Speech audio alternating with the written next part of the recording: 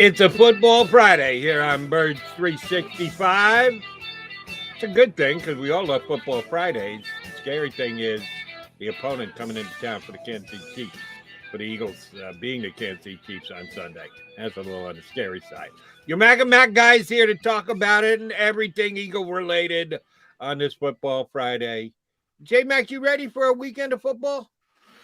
I am not, Jody. Struggling to get ready for the show. I got a lot of stuff going on in the household, but you got to get ready. You got to move forward for the Kansas City Chiefs. And my goal is to find some positivity for the Eagles entering into this game because, as you said, on paper, it doesn't look good.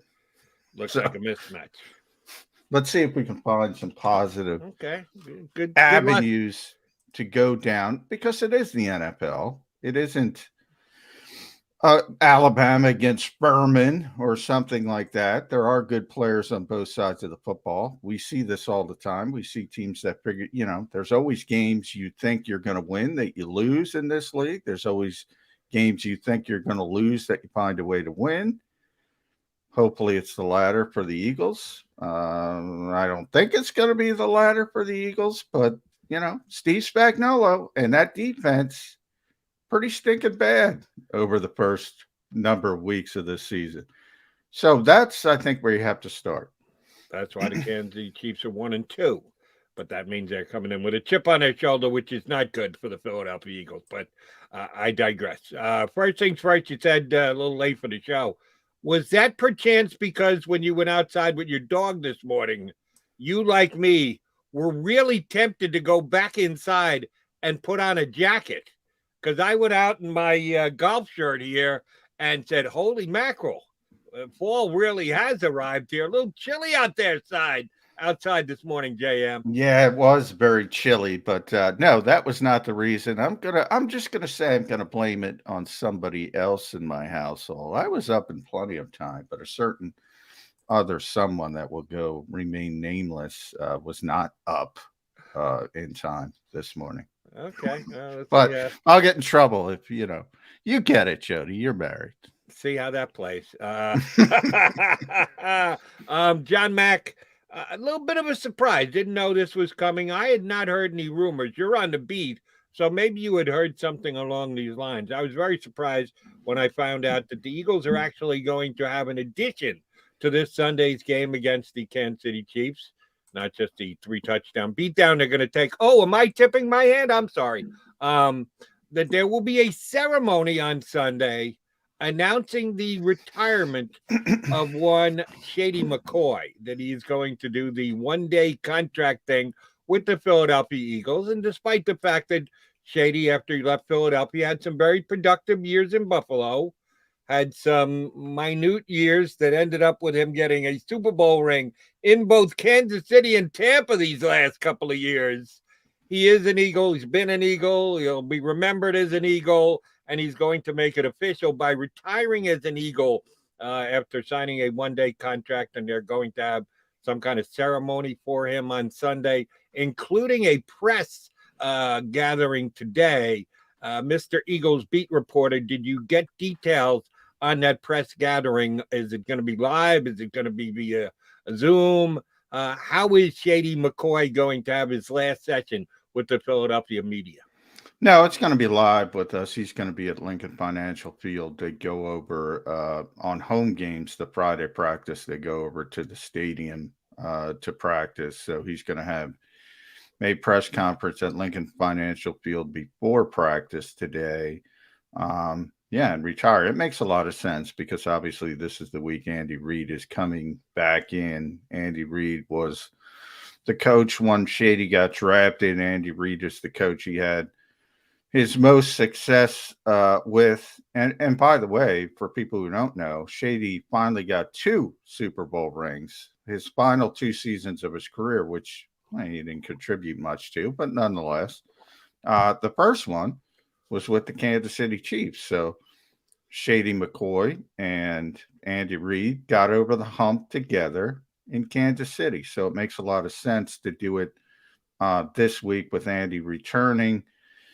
And, we also joked that maybe Shady, because Shady said, in the offseason, he wanted continued play and all that kind of stuff. And maybe he saw the Eagles on Monday night giving it to the running back 2 times and said, all right, I'm done. Nobody wants to run in this league. But we'll see. Yeah, Shady was done before the Eagles made their game planning on Monday night against the Cowboys. You're a writer, so you're a wordsmith. If you had to describe Shady McCoy's 2 Super Bowl rings, how would you describe them? I would describe them as, lifetime achievement awards. The heck of a player, but I always find this ironic more with quarterbacks than, because people put so much weight on Super Bowl rings for quarterbacks. I always, point out when John Elway was one of the best quarterbacks of all time, he was losing Super Bowls. When he won Super Bowls, he was at the end of his career. He wasn't nearly the dominant player he once was. He's probably the best example. And that turned into Terrell Davis's team, different era of football where you could have a dominant running back and build your offense that way. Also didn't play well in one of the Super Bowls. Ben Roethlisberger, all you hear about is the Super Bowl rings. First one, he had one of the worst Super Bowls of all time. It gets lost in the wash from a performance standpoint. So, I mean, there are a lot of guys, Nick Sirianni, when he was talking to his players before the season started, and Andre Dillard was talking about this yesterday, you got to accept your role, be a star in your role, just because you don't deserve he deserves his Super Bowl rings. He was on those teams. Those teams decided to sign Shady McCoy for a reason. So I do hear a lot of people say, well, he doesn't deserve those rings. Yeah, he does. And if not, when he was, if not the best, I always said Shady for a span there, and he made the 2010 all-decade team. That's Adrian Peterson's wheelhouse, and he's considered to be the best running back, and he is the best runner by far. But I always thought Shady was the most well-rounded running back. Because he could catch the football. He could do more things than Adrian Peterson. So he was a great player, turned into a role player, was on some good teams. So for the people that criticize that, I don't get it. I don't, but I think it needs to be held in proper perspective. He earned them. You're right. Everybody's on the team, gets a ring, deserves a ring, earned a ring.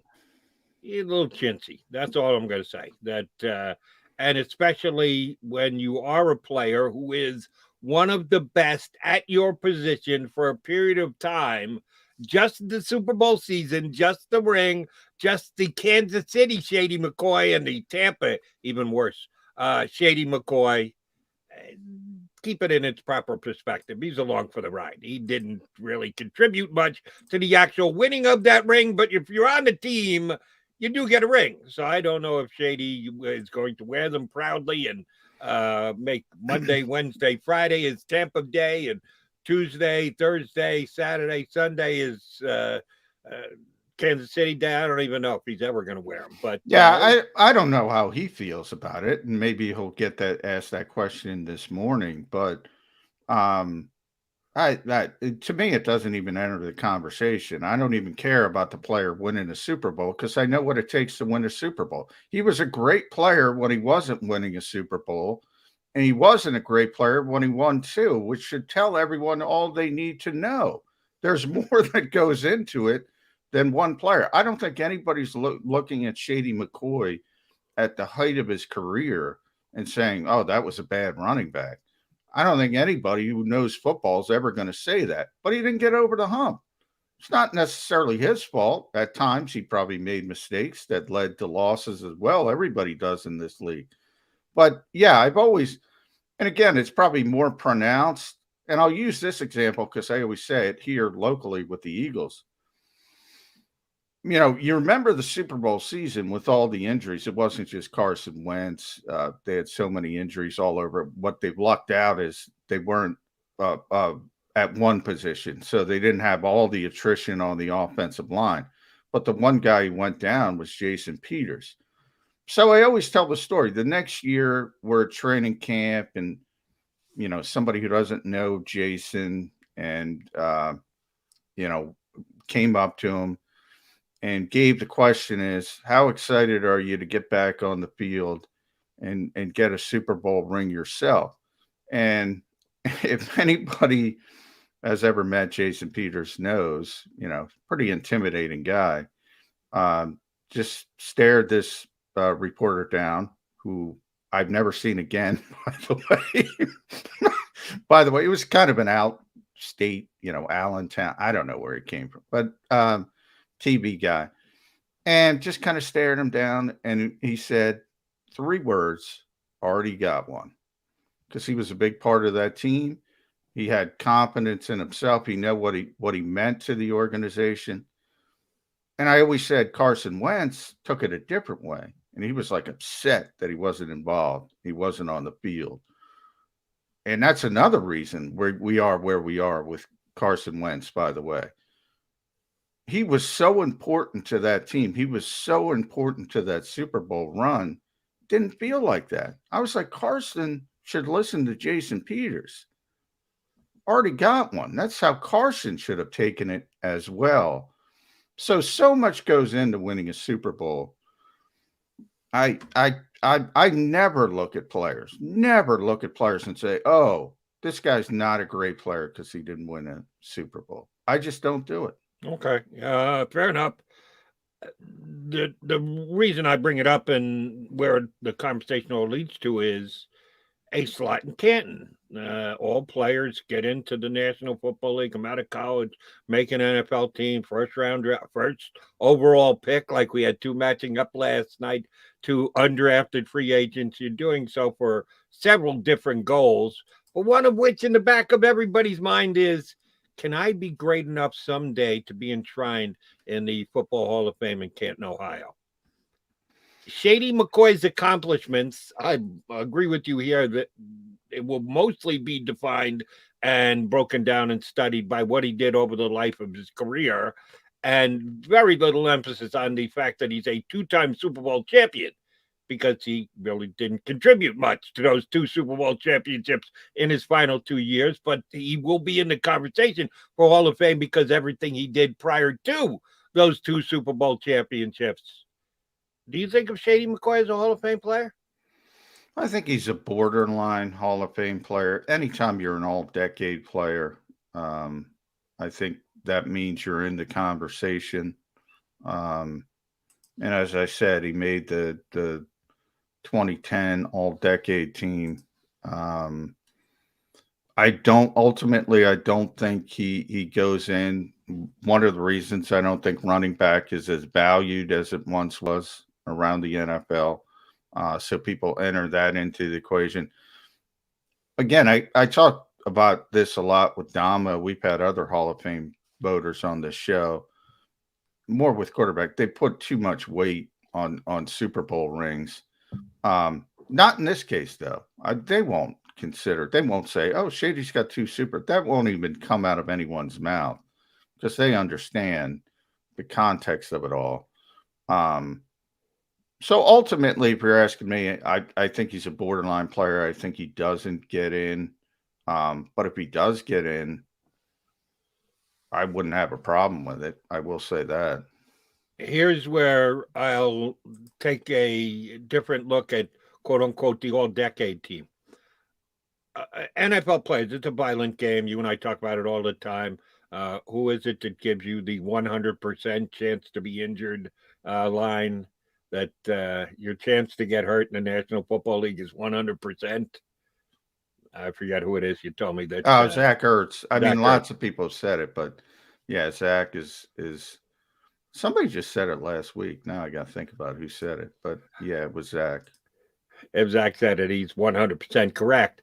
It's just a violent game, and you're not expected to have a long-ranging career. Some positions stick around longer than others, but if anybody gets a decade in, you had a hell of a career. Relatively healthy over the course of a decade. God bless. Count your lucky stars. You kept yourself in great condition. You got a little luck, and you did it right.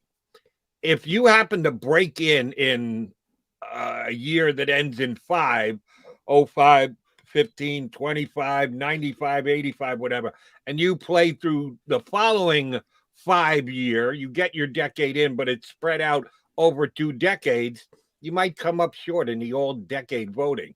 Irrelevant as far as I'm concerned. What did you do in the 10 years you were in there?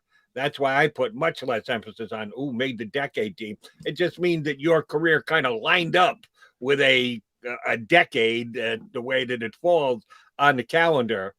You mentioned Adrian Peterson.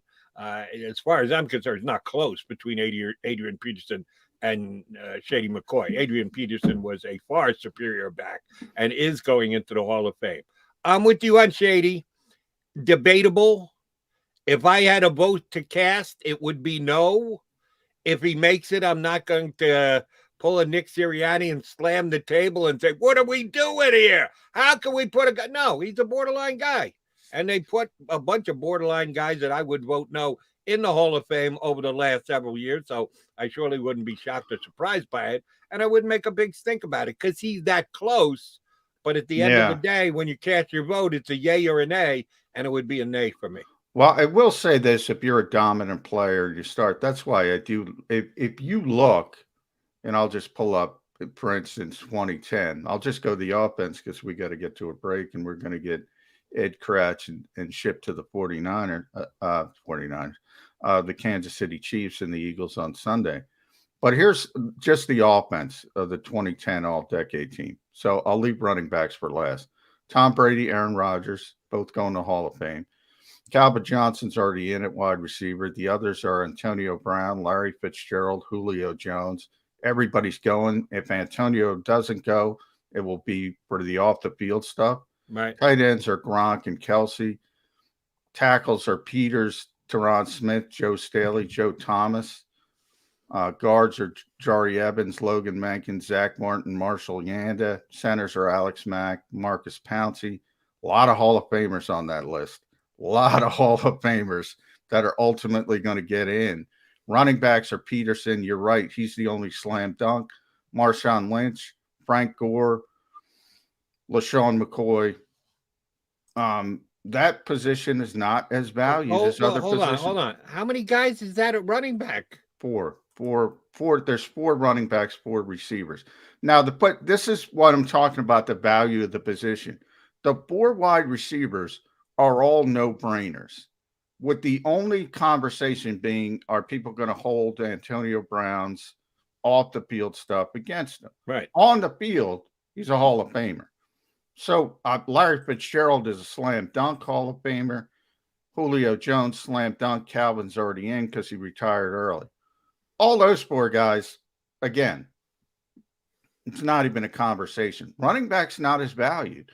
Other than Peterson, who you're right, he's the one guy who's going to,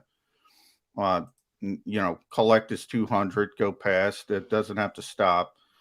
Everybody else, they're going to argue about. They're going to say Frank Gore was a stats compiler. Marshawn Lynch didn't go long enough. And Shady's, what we just said, a borderline player.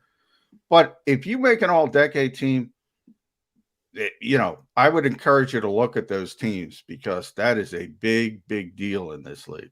I would. Of those 4 guys, despite the fact that Frank Gore, as you said, has gaudier stats than any of the other 3, I would put Shady second.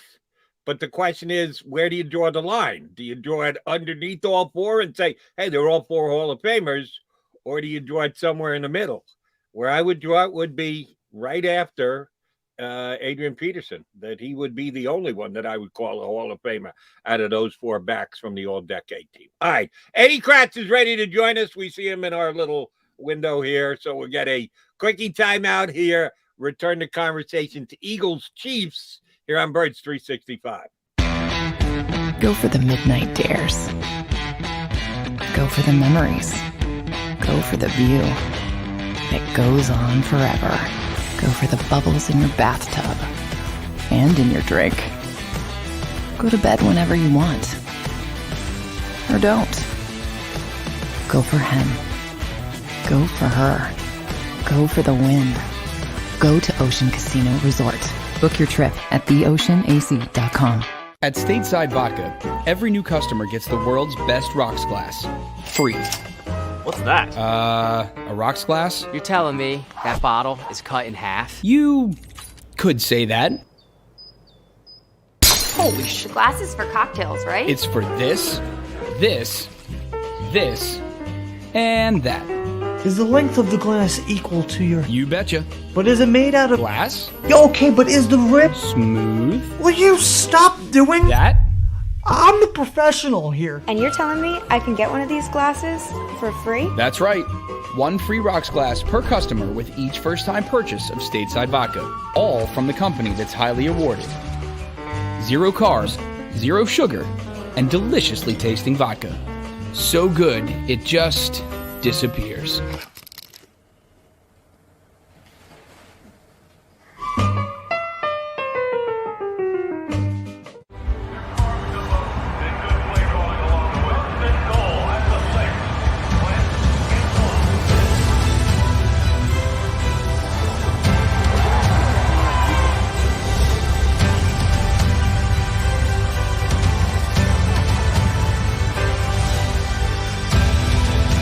Field of life, First Trust Bank is there for you.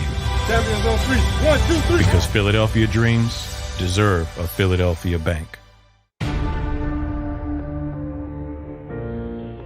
When it comes to the fight against insurance companies, large corporations, and the healthcare industry, injured victims are always the underdog.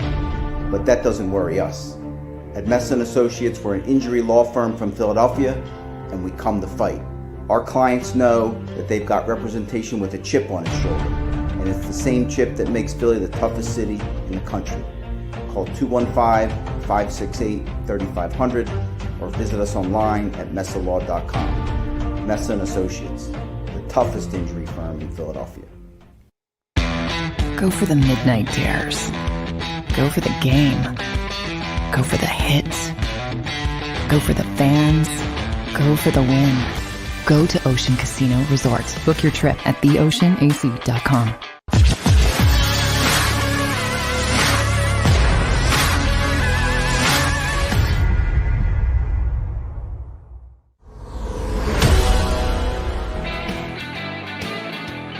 It's a Football Friday here on Bird 365. John McMullen, Jody McDonald, a.k.a. Mac and Mac. We add to that and Eddie Kracz joining us here on Bird 365. And I know you're just chomping at the bit to get down to the link to talk to Shady McCoy. Jay Mack and I were just talking about it here on the show. You've been covering the team for a while. Go back to Shady's days. What's today going to be like? Talking about Shady's career as an Eagle and retiring as an Eagle. Is it going to be a love fest? Are there going to be questions about Chip Kelly? How's it going to play today, Ed Kracz?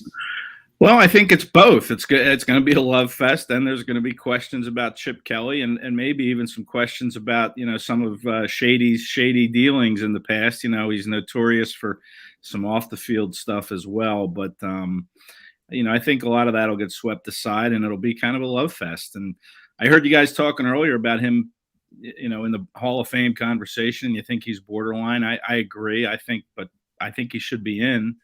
Like John said, a member of the all-decade team. But, this guy I think was one of the best running backs of his generation. And I think that deserves merit when you think about the Hall of Fame. So I think today will be a happy love fest day. And it really came from out of the blue. I mean, nobody really had an inkling that was going to happen. We just got the announcement yesterday. And, it's kind of interesting, the timing. He'll be honored at halftime of Sunday's game.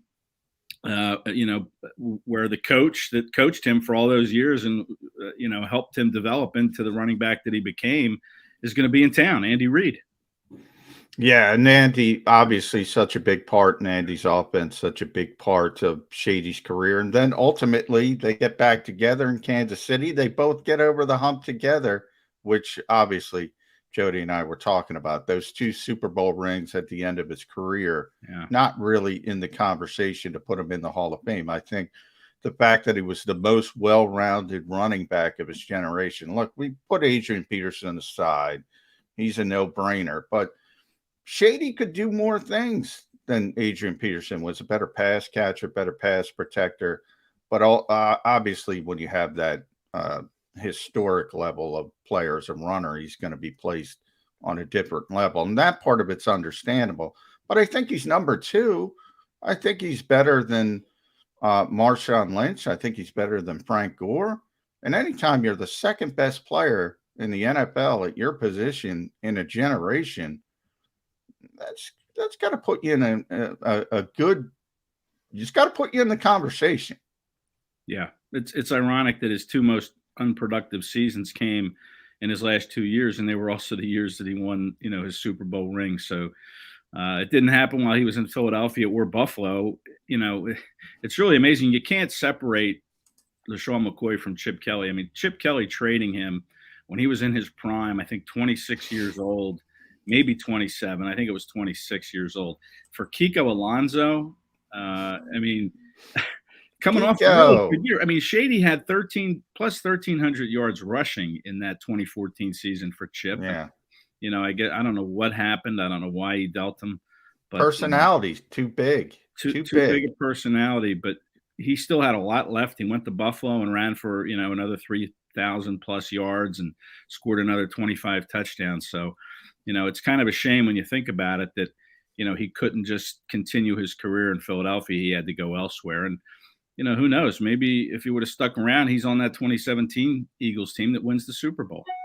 I mean, if you think about that year he had in Buffalo, he was still over 1,000 yards that year. So, he was still a really effective player.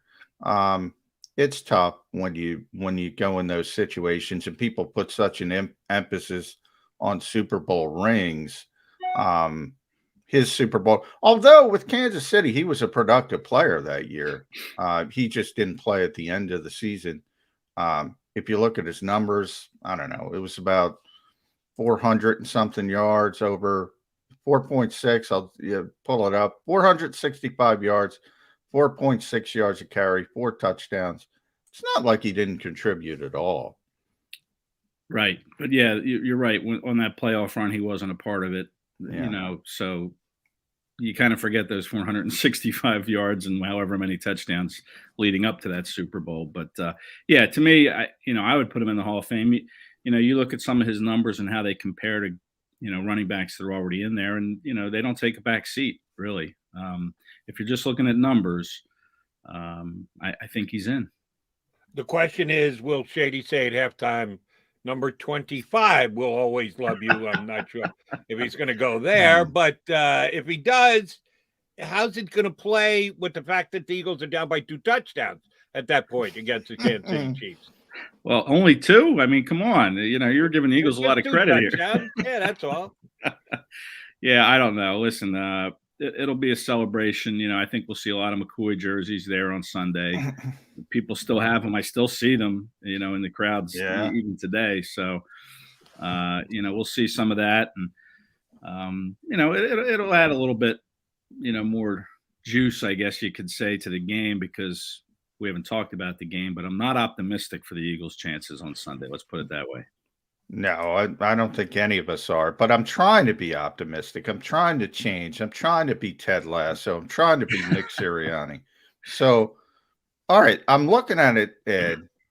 Kansas City Chiefs, 30th ranked defense in the NFL, and they're amazingly consistent. 31st ranked run defense, 23rd against the pass, 31 in points per game, 28th in 4th down defense, 29th in red zone defense. This defense stinks. It stinks. Can that give the Eagles fans some hope? Well, you would think, but my question is what kind of coaching job are we going to see from Nick Sirianni? You have to say these last 2 weeks have been, very curious, in his play design against the 49ers, his play calling against the 49ers, and then, his game plan against the Cowboys, where he says we're going to try to outscore them, to me was bizarre. Oof. Very foolish. To me, and listen, I'm not a coach, but when you have a team that's as high-powered of an offense as the Cowboys seemingly were, and look, the Cowboys do things differently than the Chiefs. They like to run the ball to set up the pass. The Chiefs just like to throw the ball down the field and mix in a run here and there. But, when you have a very explosive offense, my thinking would be, hey, let's try to limit their touches. Let's try to control the ball by running the ball and sticking with it, because we all have seen Miles Sanders. I mean, he's a home run hitter. We saw him last year with the 3+ runs of over 70 yards. And, if you give him the ball enough and you get that offensive line, which again is banged up, if you get them blocking downhill, Sanders is going to break one. And you just threw out the numbers against the Chiefs. And sure, you can score against this defense, but you thought you could score against the Cowboys too. It just wasn't a very good game plan coming in to try to win a shootout. And you hope that's not the mindset going in to Sunday's game. One of the explanations / excuses that Nick Sirianni used after the fact was, well, the situation in the game kind of dictated that we had to throw the ball as much as we did. His explanation of RPOs count as runs when the quarterback keeps the ball and then throws it. No, coach, I don't know anybody who thinks that way, but that's okay. You want to try and stick to that story, fine. If they get down 14-0, is he just going to abandon the run again, Ed Kracz? Well, I mean, if he's down 14-0, you hope it's early and he doesn't abandon the run, because when he says that the game got away from them, listen, it's 20-7 at halftime, and the Eagles have the ball coming out of the half. Okay, you're still in the game. You put up a touchdown there. Now, the Cowboys put up a touchdown on the pick six when Devontae Smith falls down on his route, and it's 27-7, but still the Eagles close to 27-14, and they get the ball back, still down that margin with 4 minutes to go in the third quarter. They pick up a first down, but they threw 6 times. You can still run the ball in that situation. It was interesting to hear Sanders, when we talked to him earlier in the week, mention that there was some panic on the sidelines. And, you cannot have that because I don't buy the fact that they weren't in that game. Yeah, okay, they're down 2 touchdowns, but it's 13 points. You have the ball, 4 minutes to go. You're still in this game. I mean, you hope that this is just a very green play caller in Nick Sirianni. Very new, obviously, to wearing the main headset. You hope that he's learning some lessons here and able to grow from some of these last couple weeks. Yeah, Ed, you mentioned he said the game got away from them. The game really got away from him being Nick Sirianni and his coaching staff, because I thought Mike McCarthy did the Eagles a favor at the end of the half with his time mismanagement. Yes. And the Eagles, remember, were getting the football coming out of the locker room. There was a chance to get right back in that football game. Ultimately, the pick six happens, but then they get back into it again, at least within 2 scores, as you mentioned. There's no need to panic and go away from your entire plan and just start chucking the football. So I do think Nick Sirianni has to learn from that. But Miles was a good soldier, but he let his real feelings kind of seep through at times. You mentioned the panic quote. He also said, to have a good offense, you got to run the football, but I'm not a coach. I mean, did we see our first crack in the foundation? I know behind the scenes, there were people there that weren't happy with the way that press conference went. Are we starting to see things get away from Nick Sirianni? Well, listen, if it continues along this path where there's some very curious game planning and play calling in key situations, then yeah, we could see more of a Fisher kind of develop here. But right now, it might just be one player kind of saying what he felt. And listen, Sanders really, like you said, he was the good soldier. He said that he's not here to question anything or criticize anyone. And but yeah, he did let his emotions sift through a little bit there. So we might see more of that, John, if this continues And right now, I don't see any reason why it's not going to continue. Now, I'm not saying the Eagles can't call a very good game and run the ball and do the things they think they need to do to win, and they don't.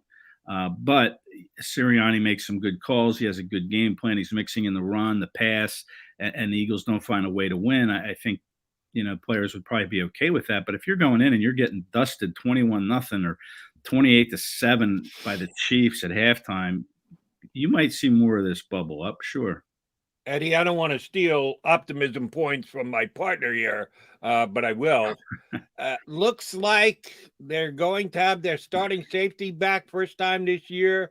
McLeod played full participant in practice. We conjectured as to how much time he was going to be out by the fact that they didn't put him on IR at the beginning of the season, getting him back by week number 4. If that's the case against the Chiefs this week, how much does that enhance the defense? Well, it certainly will help, no doubt. I mean, you lose Brandon Graham, the heart and soul, a big veteran on the team, and now it looks like it's trending toward McLeod playing, and yeah, that's going to help the back end for sure. But listen, he's been out now for almost a year, or close 10 months, something like that, since he tore his ACL. I mean, he's going to have, I guess, some rust and a little bit of maybe, I don't know, maybe a little bit of, he won't be as effective as he will be maybe in, week 7 when he's had a couple games under his belt. But yeah, it's a big help, especially when you lose, another safety, Kayvon Wallace, with a separated shoulder. He's on IR now. So yeah, having McLeod back, I think will help. But again, this is a Chiefs offense that, that even on bad days, their offense is still very good. So, McLeod, he'll help in this game, but I think his presence will be more felt as the weeks go on. Offensive line, Ed, because I was the one who created kind of a Kirk bubble down there by asking Nick Sirianni what he's going to do moving forward at the offensive guard position. Now, the problem, Landon Dickerson, they want to play. They want to get him up to speed. Now we know Isaac Seumalo is out for the season. Brandon Brooks is going to be back at some point in theory.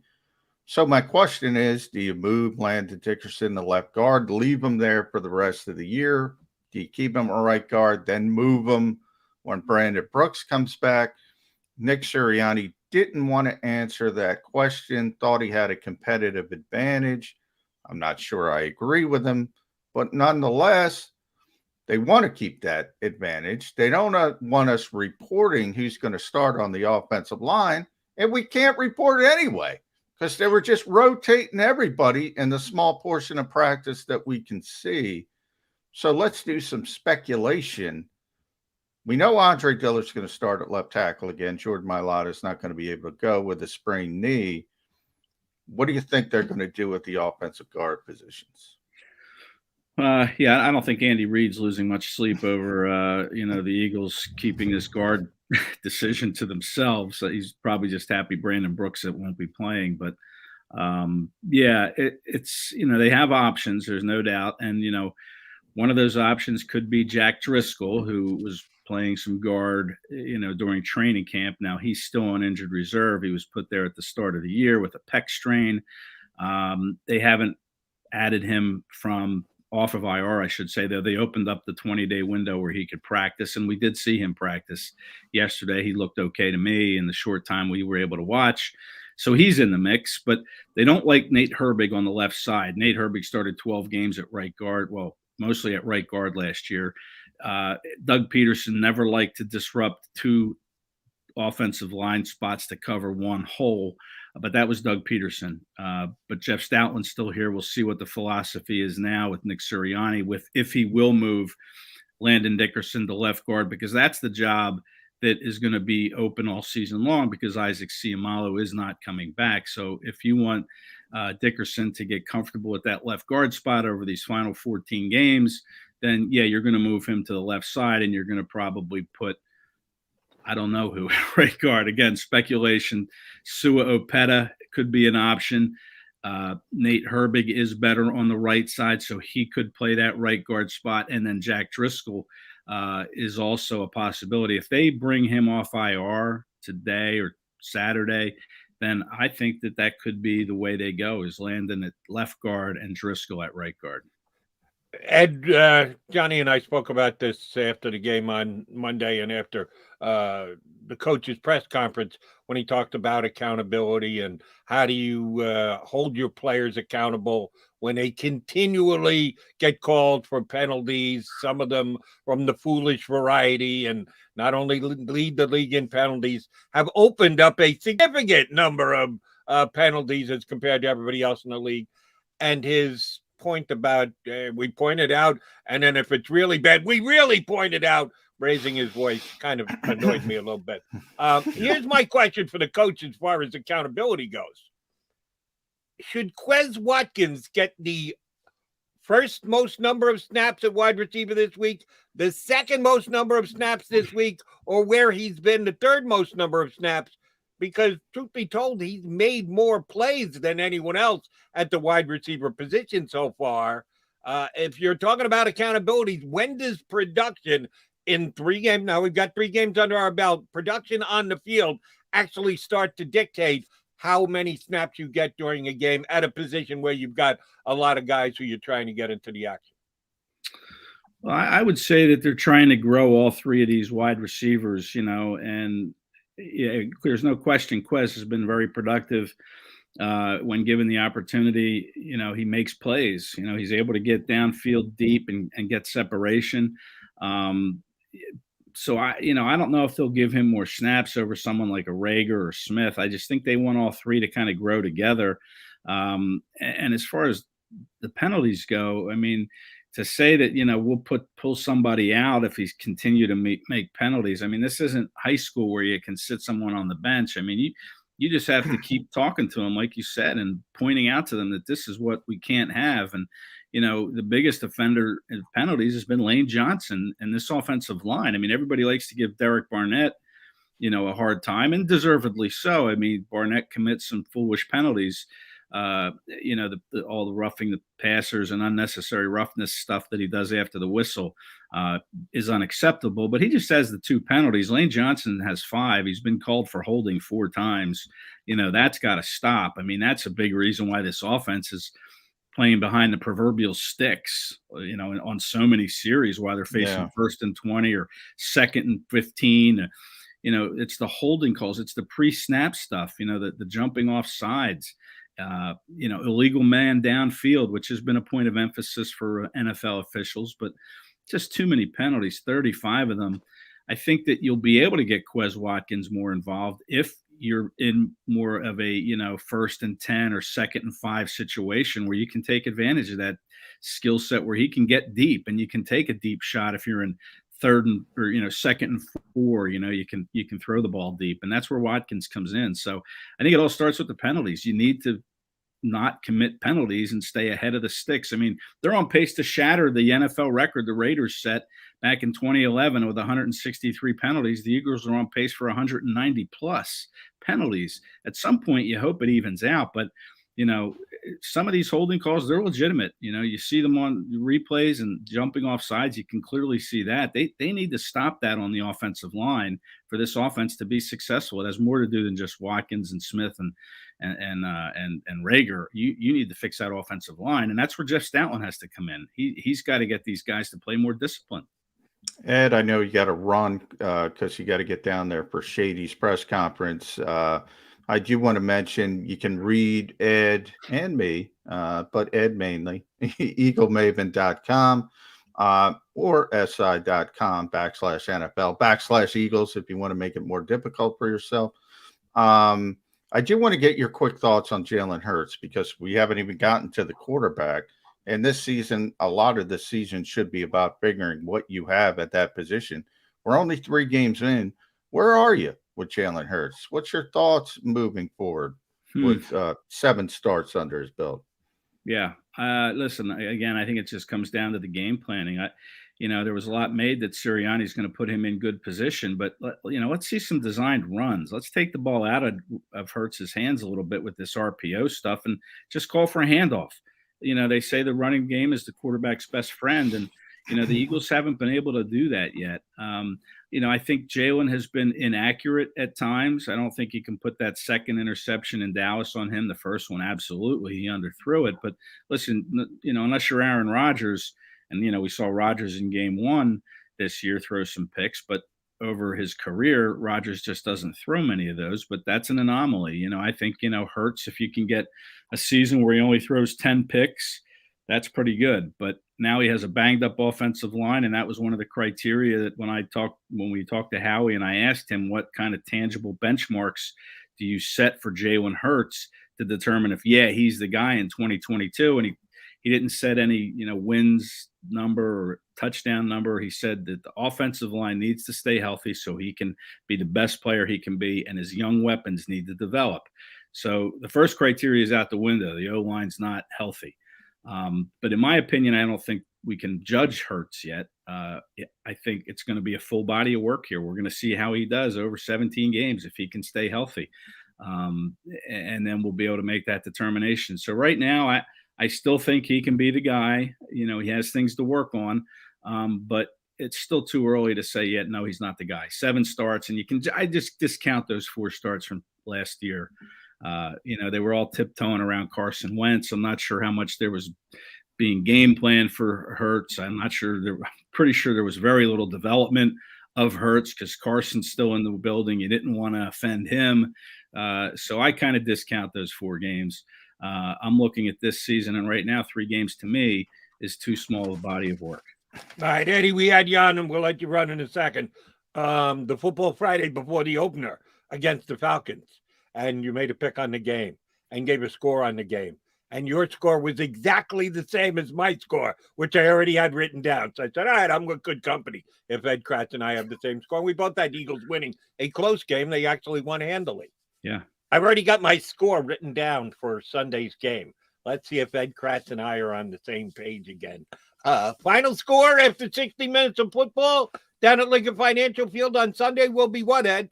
Well, I'm going to go with the Kansas City Chiefs 31, the Philadelphia Eagles 20.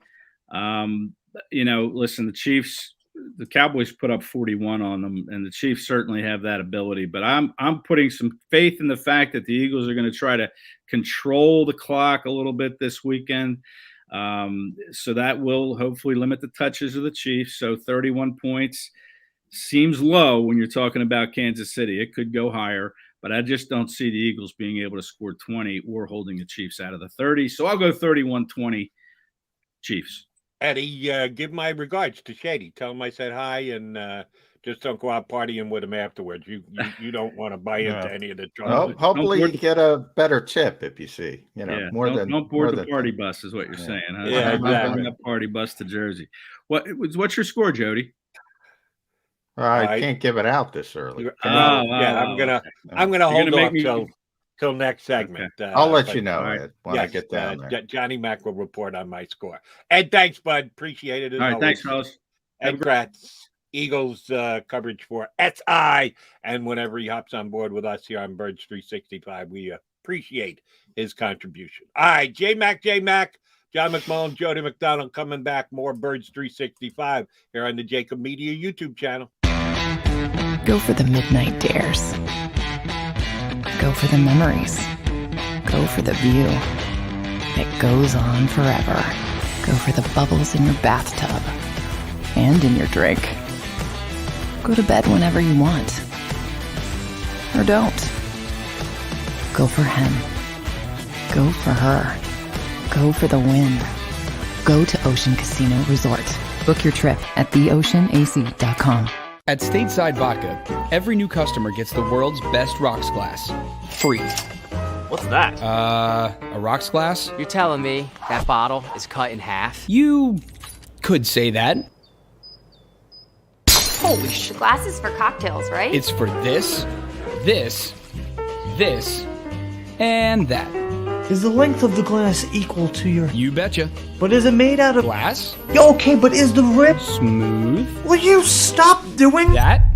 I'm the professional here. And you're telling me I can get one of these glasses for free? That's right. 1 free rocks glass per customer with each first-time purchase of Stateside Vodka. All from the company that's highly awarded. 0 carbs, zero sugar, and deliciously tasting vodka. So good, it just disappears.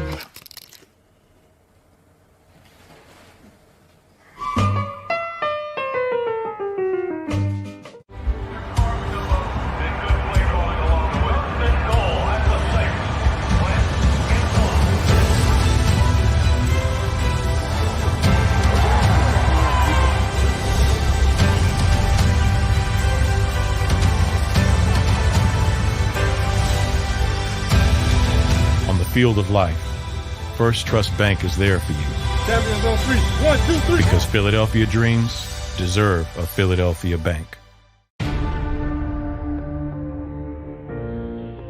When it comes to the fight against insurance companies, large corporations, and the healthcare industry, injured victims are always the underdog. But that doesn't worry us. At Messa & Associates, we're an injury law firm from Philadelphia, and we come to fight. Our clients know that they've got representation with a chip on its shoulder, and it's the same chip that makes Philly the toughest city in the country. Call 215-568-3500 or visit us online at messalaw.com. Messa & Associates, the toughest injury firm in Philadelphia. Go for the midnight dares. Go for the game. Go for the hits. Go for the fans. Go for the win. Go to Ocean Casino Resort. Book your trip at theoceanac.com.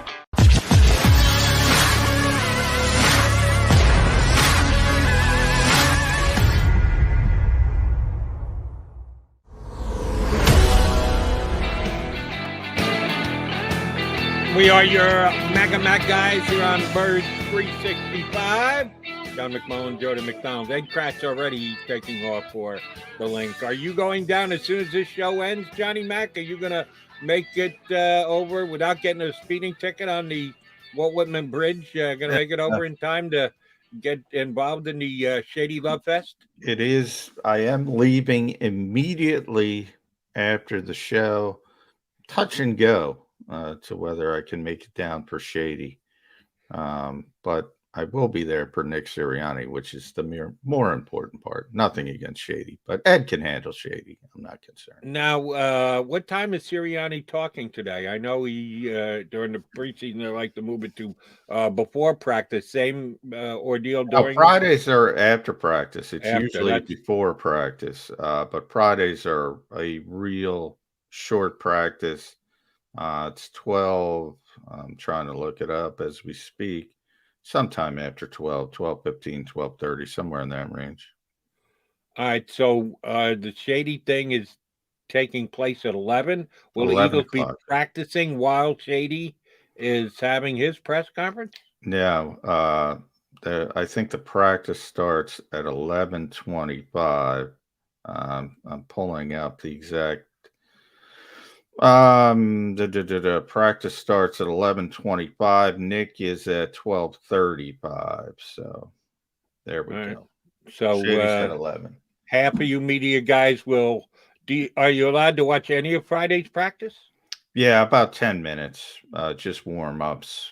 Really quick. You're in and out. So typically, if you're there early, you got to drive over to Lincoln Financial Field, drive back. Now it's only across the street, Right? Less than a mile, but nonetheless, it's a pain in the Who plays security guard and says, "All right, folks, everybody out"?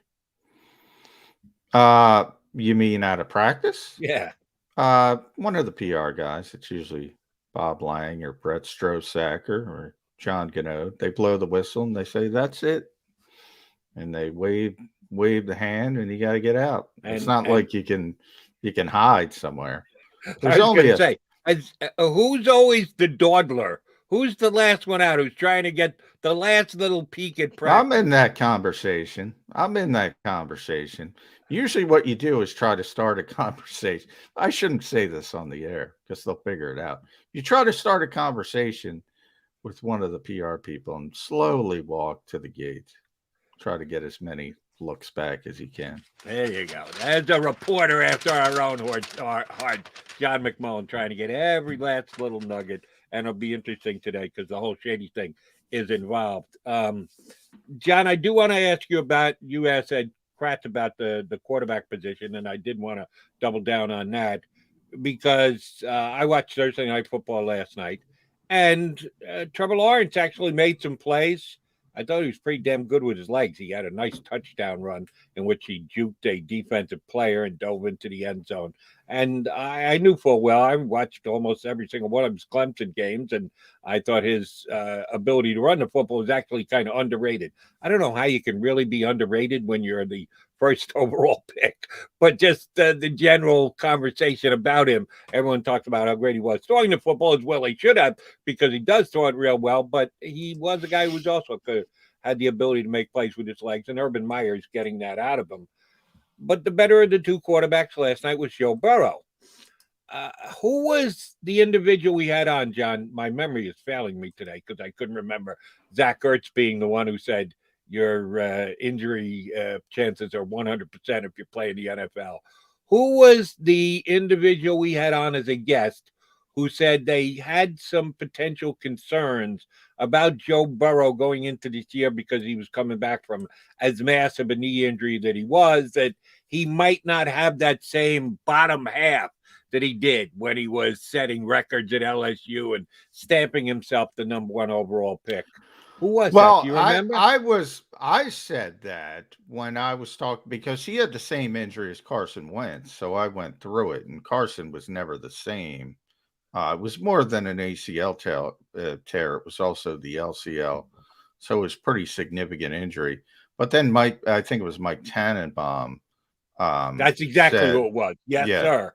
Said he had a very slight bottom half that he was concerned about coming into the draft, whether it could hold up. And then obviously he got injured in year one with a significant injury. But he's looked fine.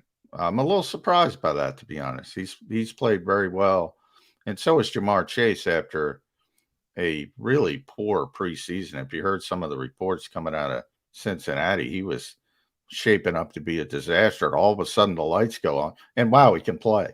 There are certain guys who are just, they really are, practice is a grind for whatever reason. They're going to lose their focus and they're going to drop the football, and then the big day shows up and they're great. And, as a coach, you got to weigh that. And if you're a good coach, you're going to live with it. But you got to perform on game days, obviously. So, yeah, Joe has looked really good. That's a really positive sign for an organization that has not been really any good since they lost Marvin Lewis. People joke about that, but they made the playoffs, I think it was 6 straight times. Now, they couldn't win a playoff game. Right. But again, if you're grading on a curve and the history of the Cincinnati Bengals, that's a pretty good run with Marvin Lewis. And they've been a disaster ever since he left. I think Zach Taylor had 6 wins coming into this year, his first 2 seasons. They finally look like they might be turning the corner a little bit. And you're exactly right. It was Mike Tannenbaum, because that did surprise me, because he was really strong in his point that he had questions about Burrow going into this season because it was as massive an injury as it was. And he worried about his lower base to begin with. Oh, he's looked damn good so far these first 4 games. And the Bengals are 3-1. So if you think that media guys like us, I'll point the finger at myself, don't want to speak for John, but that we make too big a deal out of the quarterback, that it is a 22-man game, if not a 45-man game. Don't kid yourself. The quarterback moves the needle much more so than anybody else at any other position. Joe Burrow has the Cincinnati Bengals 3-1. They've got some other guys who are making nice play. You said the Jamar Chase thing, which was made me smile. I said the same thing here on Birds 365 on Monday. You were down in Dallas, but when Jeff Kerr was in your stead, I said, funny how all those reports about Jamar Chase dropping the ball all through preseason. Did the Bengals screw this up? Should they have taken Penei Sewell? Did they put too much emphasis on the fact that Burrow and Jamar Chase were teammates back at LSU? He's done nothing but make plays since the season started. So it's one thing we get overly excited about a guy whose career, and you think that Jamar Chase is going to be a decade wide receiver. We overjudge the first couple of games. No, we're now overjudging preseason and practices. Ooh, the guy drops the ball. Is he a potential bust? Please stop. Jamar Chase is a stud, and he's going to be a stud, as is Joe Burrow. So that gets in a roundabout way back to my point about the quarterback position. You got to get that right. You can talk about the coach. You can talk about the offensive line. You can talk about the defense. You can talk. All those things are important. You're just clicking down the list to get to them because here's number one, quarterback. If you don't have the quarterback, you're not going to be able to accomplish what you want, which is to be a Super Bowl contender and make a run and take a shot for it. It all starts at the quarterback position, and Cincinnati is better. You're right. The coach most likely to be fired prior to this season was his guy in Cincinnati because he had two mediocre seasons. His first without a quarterback, the red rifle on his last legs. And then Joe Burrow comes in, looks okay. That now infamous tie against the Eagles last year, and then he goes down immediately thereafter. Well, no wonder his team didn't win because you're dealing with a backup quarterback. QB is it. And you got to start right there, which is the reason why we always come back to Jalen Hurts, because we have yet to determine whether he's the quarterback for this team. He goes in a matchup this week against Patrick Mahomes. Anybody compared to Patrick Mahomes is probably not a fair fight, but the Eagles are going to take their chances against the Chiefs this week. I think one of the things that if he does succeed and he does become the Eagles quarterback going forward, it'll be because he's got his head screwed on straight. He doesn't get too up. He doesn't get too down. He is a nice, even keel kind of guy. But they're all competitors, and they all want to be as good as the guy who's across the field from him. Is this a bad matchup for the Eagles, and specifically their quarterback this week, because he's going to try and do too much as compared to Patrick Mahomes? That sometimes quarterback, when they match up at Mahomes, they try and go mano-a-mano with him, and it doesn't work. Do you have any fears about that in the Eagle-Chief matchup on Sunday? I don't have any fears about that. I have fears the coach will try to go mano-a-mano. Then that's the problem. I mean, that's not how you beat Patrick Mahomes. You got to go about it a different way. You know, back during draft season, I remember, because people would kill me, McMullen's too hard on Jalen Hurts, this, that. You see, even with technically bad teams, you can see the talent of Trevor Lawrence and Joe Burrow. Coincidentally, both number one overall picks. I mean, you talk about the Cincinnati Bengals and saying, well, when you stink as badly as they have for such an extended time, you're getting Joe Burrow at number one. You're getting Jamar Chase at, what was he, number 5, I think. You know, you're getting these players who have extraordinary physical gifts for their particular positions. It's a little bit easier. You start to go down in the draft, down. Jalen Hurts ends up going 53. This is what guys like Daniel Jeremiah were talking about during the pre-draft process. All these draft people we had on, Rick Saratella. I mentioned, I think the number was 13. I went through them and said, you know, compare these first-round picks, all the top-tier quarterbacks to Jalen Hurts from a skill set standpoint. They said it's not close. It was 13-0. Usually you can't get people to agree where to go out for lunch. Everybody, that concerned me. If you remember, I said at the time, Jody, there's a difference in the skill set level. I think you can see it just from the eye test.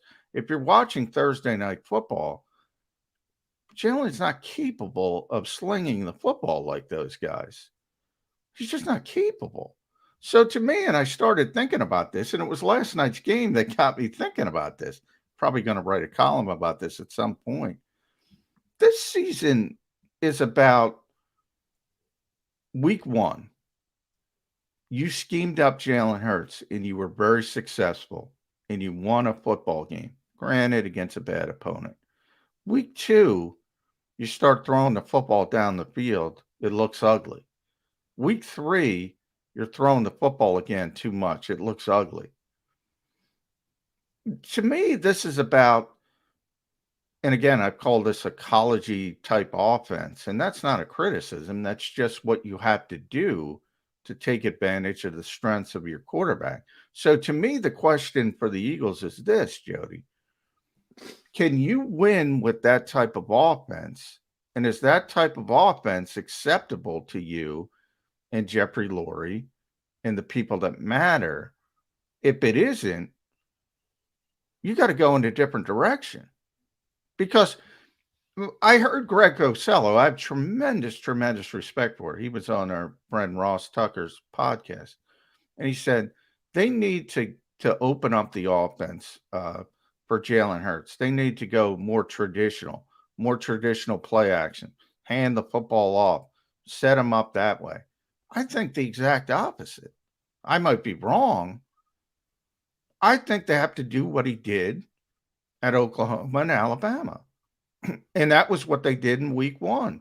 Short stuff, bubble screens, quick 1 read, 2 read, go. Design quarterback runs, RPOs, which aesthetically I hate. But if you want to be successful, that's what you have to do with this quarterback. So do the Eagles want to do that? That to me is the bigger question. Do you want to build around this quarterback, or do you want the more traditional passing quarterback who can sling the football all over the place? Right. And if you want the latter, sorry, Jody, if you want the latter, you got to go in a different direction. Here's where I'm going to diverge from your stance. Do we know that Jalen Hurts is the guy yet? Or do we know that Jalen Hurts is not the guy yet? Or are we still in we're evaluating it, and we need to, in part, make decisions on Sundays to help that evaluation? If you're saying we need to prioritize what gives us the best chance to win every single week for all 18 weeks, 17 games, 18 weeks this season, okay, that's one thing. If you want to say, no, listen, the outcome of the game is irrelevant. The number one task is to figure out if Jalen Hurts is our guy, if he can do what we want him to do, the way we want him to do it, and let the chips fall where they may. And if that means 3-15, so 3-14, so be it. Or are you trying to balance the two? Are you trying to get a good read on Jalen Hurts, put him in certain situations so you can evaluate whether he's the guy going forward, not put him in other situations? That's a balancing act, and that's the most difficult of the three, but you can look at it any one of the 3 ways. I'm not sure how the Eagles are looking at it yet, and I think they need to make that call that, hey, we need, because you and I had the disagreement earlier in the week about signing Jamie Collins, who's a guy I think could come in and help them win football games right now. Does it help the Eagles in the long run? Surely not. He's 32 years old. It cost him a little cap money this year that they could roll over to next year when it could be more advantageous. I know what the downside is. I think the upside outweighs the downside. That's why I would have made a move for a guy like Collins. But that's taking a stance of, are we trying to win football games right now? They need to make that call on Hurts. I don't know that they need to verbalize it to John McMullen or Jody McDonald or anyone else, but behind closed doors down at the NovaCare complex, they have to decide, what is our main goal this year? Are we trying to get Jalen Hurts wins while we go back and forth in deciding whether he's the guy? Do we put as a priority just deciding whether he's the guy or not? Or we'll figure that out because we're just that good. We have to do everything we have to win games because it's a winnable division. I don't know. The Eagles have made that call yet. Have you? That's a good question. I think they have made that call. I think they say to the public that this is about figuring out where we are with Jalen Hurts. Can he be the long-term answer of this organization? I think that's for public consumption way they've gone about it. Behind the scenes, remember, they watch practice every day. They don't get kicked out like I get kicked out. They have a firm grasp on the talents and the skills and the abilities of this quarterback more than any other team, even teams that were interested in the draft and did all their homework. They've now had him in the building. They understand what they have at the quarterback position. Certainly the coaching staff. So I think they've made their decision. And I think the ultimate decision, and that's what I said, the ultimate decision is, can you ship Jeffrey Lurie's philosophy? Jeffrey Lurie has had a consistent history of wanting an innovative pass, ahead of the curve passing offense. That's how he thinks you have to win in the NFL. He wants Patrick Mahomes. He wants the Kansas City Chiefs. That's what he wants. That's what he wants. He wants that type of offense. How do you get there? You can't get there with Jalen Hurts. I'm sorry. If that offends people, I'm sorry. You can't get there. That's not an insult. That's not an insult. Very few teams can get there. But if that's the goal, you can get there closer. You know, Joe Burrow might not get there. Trevor probably won't get there. Trevor Lawrence probably won't get there. And that's the best quarterback prospect since Andrew Luck, or even some say John Elway. He probably won't get there. But they got a heck of a lot better of a chance, better of an opportunity. I think the Eagles know. And I think the shady, I'll use that term today for a double entendre because Shady McCoy is retiring. The shady sort of backroom dealings. Hey, what's going on with Deshaun Watson? What's going on? That tells you all you need to know. Tells you all the need. I'm going to say here, what is it? I'm going to call it October 1st, Halloween. We have turned the calendar. Well, Halloween's not to the end of the month, but no, but it's Halloween month. That's Halloween month, yes. The Eagles will have a different quarterback at this time next year. I would tend to agree. And here's the one thing I will say about Jalen Hurts, and I might be wrong about this, but this is just because I really like the young man. So do I. If the Eagles go in another direction, and I'm not saying that it's Deshaun Watson, I would actually bet against it being Deshaun Watson. Well, I don't think he's coming here. No. I think it's a much better chance that they're going to draft a quarterback with a first-round draft pick, be it theirs, be it the Dolphins, probably not the Colts, be it a pick that they acquire by moving up to get higher in the first round. I think there's a much better chance that it's a rookie quarterback than it is Deshaun Watson. I think Jalen Hurts will be okay as the backup. And that's a revelation in this town because we saw what happened last year with the football team when, God forbid, the coach made a decision, we need to get a look at another quarterback, and Carson Wentz lost his mind and don't know that he's ever recovered his mind. Since then, I think Jalen Hurts will be okay. And I think media guys will continue to try and stir the pot and see if they get him to say something. And I used to be the starter. How is it now being the bench guy? I think he'll handle it perfectly fine because he's handled everything else perfectly fine since he became the man here in Philadelphia. Well, I don't think we stir the pot. I think that's an obvious question. If that happened, I mean, you have to ask Jalen Hurts that question. I don't, people might think it's stirring the pot, but that's just people asking relevant questions. But right. I will say, I agree with you in that Jalen Hurts will accept the role, be a good teammate, but it'll be for his rookie contract. He'll be out of here because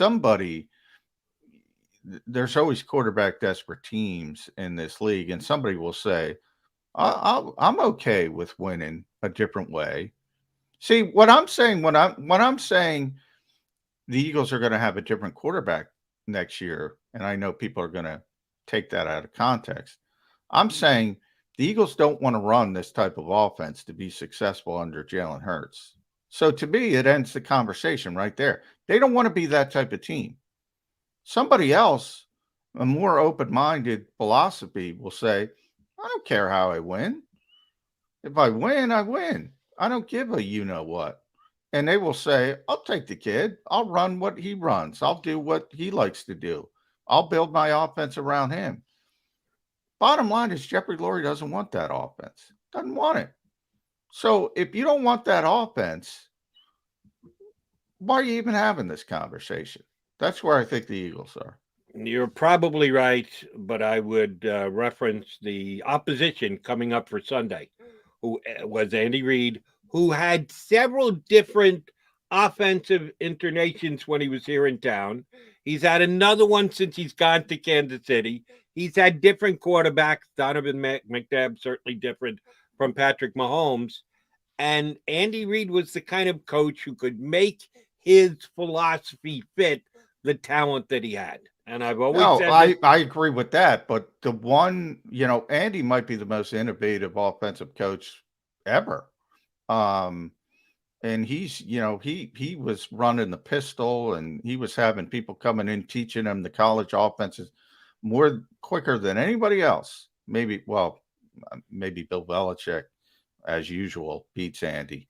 But it's 1-2 either way, which I think is ironic because they're so, they're older and people assume innovation is about Sean McVay and the younger guys.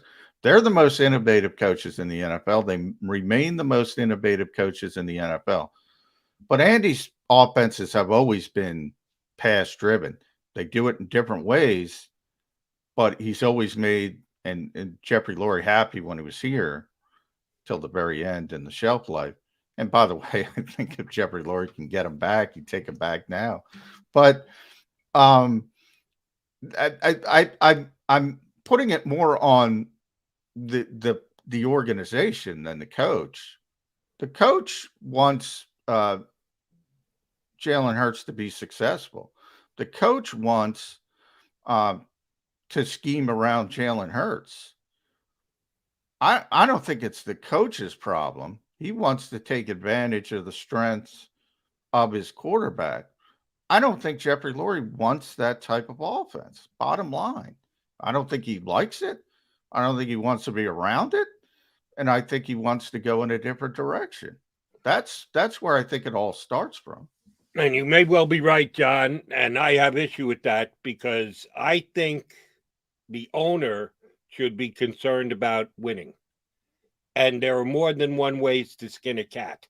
And if you have certain players, a certain coach, you've made decisions, you put certain things in place. I agree. I'm all choked up about this. I feel so strongly about it. I agree with you. I agree with you, Jeffrey Lurie. And we go back to Doug Peterson in Green Bay and upsetting Aaron Rodgers at Lambeau Field, but he did it running the football. And he's like, hey, why are we running the football so much? We're going into one of the most difficult places to play against one of the greatest quarterbacks of all time in an industry that's supposed to be all about winning. You win the football game, and you're getting complaints about how you won the football game. I think that sums it up to me. Yeah, it should all be about winning. I don't, if I'm the owner, I don't care how I win. I don't care whether I'm above the curve, ahead of the curve, behind the curve, at the curve, riding the curve. Just tell me the curve ends in a win, and I'll be okay with it. They need to be careful about how they go forward if it is too much, too heavy reliant on we must do it this way. Like I just said, there are different ways to skin a cat. All right, we got a cool cat coming up next. We're scheduled to talk to one Derek Gunn, host of the post-game show here on the JAKIB Media YouTube channel. D Gunn joins us next. Keep it right here on Birds 365. Go for the midnight dares. Go for the memories. Go for the view that goes on forever. Go for the bubbles in your bathtub and in your drink. Go to bed whenever you want. Or don't. Go for him. Go for her. Go for the win. Go to Ocean Casino Resort. Book your trip at theoceanac.com. At Stateside Vodka, every new customer gets the world's best rocks glass. Free. What's that? A rocks glass? You're telling me that bottle is cut in half? You could say that. Holy shit. Glass is for cocktails, right? It's for this, this, this, and that. Is the length of the glass equal to your... You betcha. But is it made out of... Glass? Yeah, okay, but is the rip... Smooth? Will you stop doing... That? I'm the professional here. And you're telling me I can get one of these glasses for free? That's right. 1 free rocks glass per customer with each first-time purchase of stateside vodka. All from the company that's highly awarded. 0 carbs, 0 sugar, and deliciously tasting vodka. So good, it just disappears.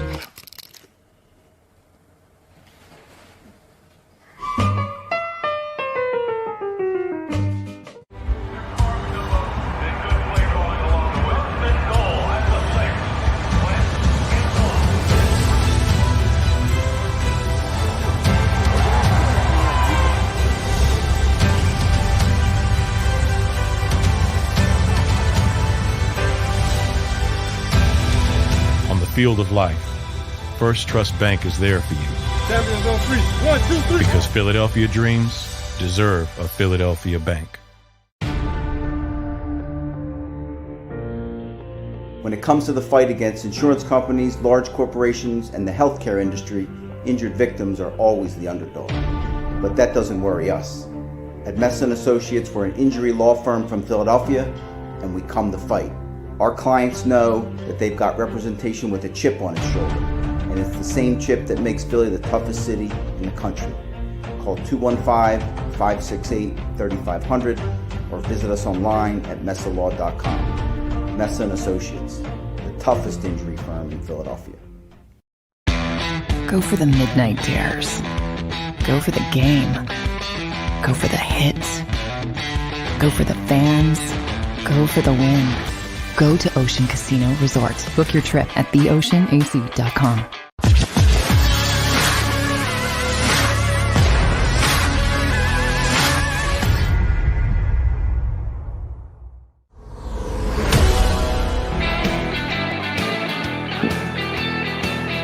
First 365 on the full Friday. John McMullen, Jody McDonald.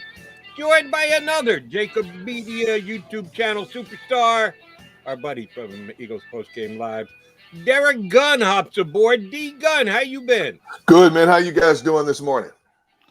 Doing well, D-Gun. Let's start out with Shady McCoy because Yeah. Shady's going to have his press conference, going to be honored Sunday at Lincoln Financial Field. Andy Reid back in the house, which I think is apropos. You were around Shady for a lot of years. I think he's a borderline Hall of Famer. Which way do you go in the Hall of Fame discussion? I don't think he'll get in the Hall of Fame. I think he needed maybe another year or two of decent numbers. He had a decent career, no question about it, especially with the Philadelphia Eagles. Now, I think he will definitely be in the Eagles Hall of Fame. He was the all-time leading rusher. But when it comes to the Hall of Fame, I just think he's on the outside looking in by the slimmest of margins. You and I are on the exact same page. Yeah. Close. Yeah. But no cigar, just a little bit short. But Right. I've been wrong about Hall of Fame guys before, and maybe I'll Same be wrong here. about Shady. Yeah. We shall see. Jalen Hurts going to make the Hall of Fame. Is this the week that it breaks out? The beginning of the Hall of Fame run for Jalen Hurts?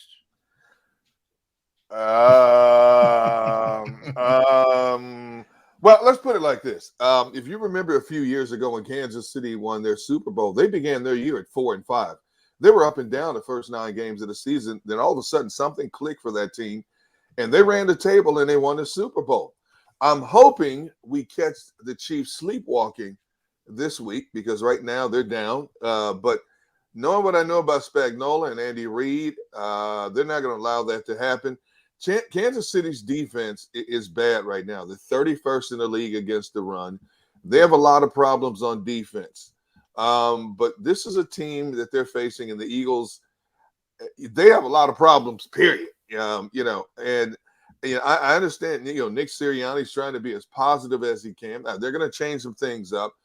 But it's going to be interesting to see how this team now handles pressure. This new rookie head coach, this basically rookie quarterback, they've heard all the criticism this week, radio, TV, print outlets, they've heard it. Whether directly or indirectly, somebody feeding them the information, they've heard it. And just 3 games into the season, they've hit a crossroad here. And the schedule's not going to get any easier for a while. And so now you got to come out and run the ball against Kansas City. Run the ball. Because if you give that ball back to that other man, Patrick Mahomes, that's an offense that accidentally scores 30 points. You know, they're going to find a way to score 30. You know, very seldom does a defense hold them to under 20, 25 points.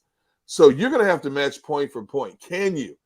You can if you minimize mistakes and if you stay true to what you said you were going to do out of training camp.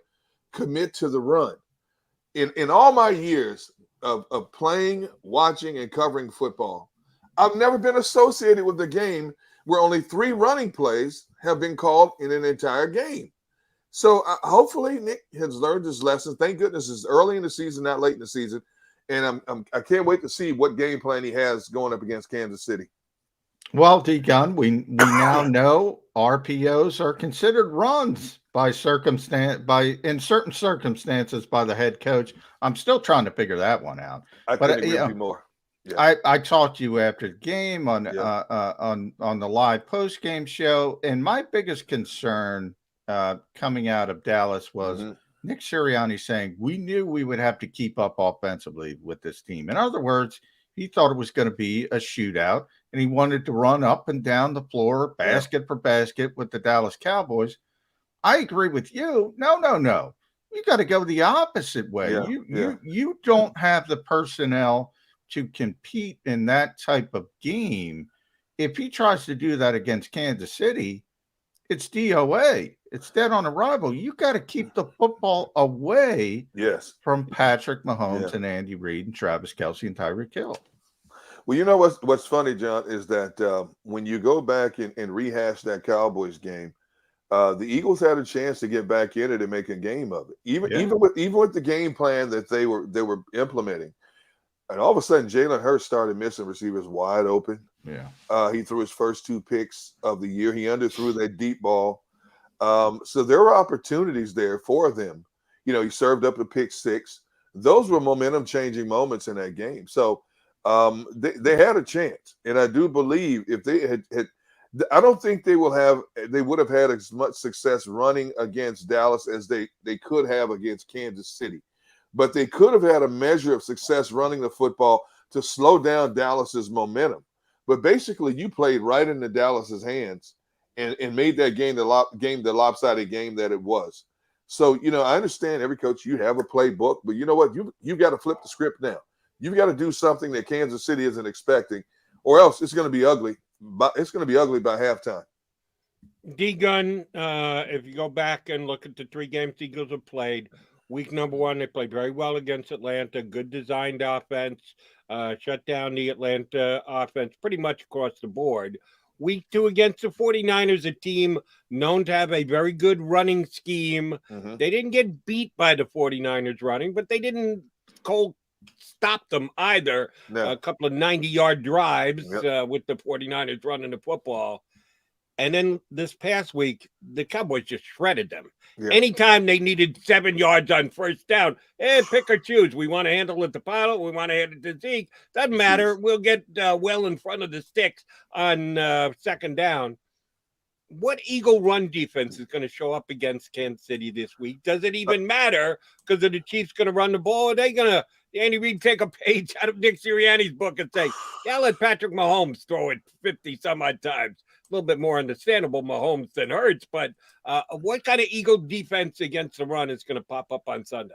Man, your guess is as good as mine. I mean, you go back to that Atlanta game. You know, Atlanta's first 2 drives, they had 29 plays in their first 2 drives. Against the 49ers, once the 49ers started making adjustments, they started chewing up the clock to make sure the Eagles weren't getting the football. And they had a couple of long touchdown drives, 8-9 minute drives to turn the momentum in that game. And of course, one of Dallas' scoring touchdowns was like a 9-minute drive.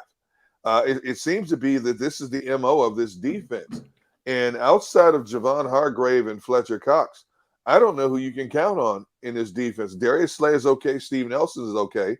But if you're not getting pressure on a quarterback, I don't care how good your cornerbacks are.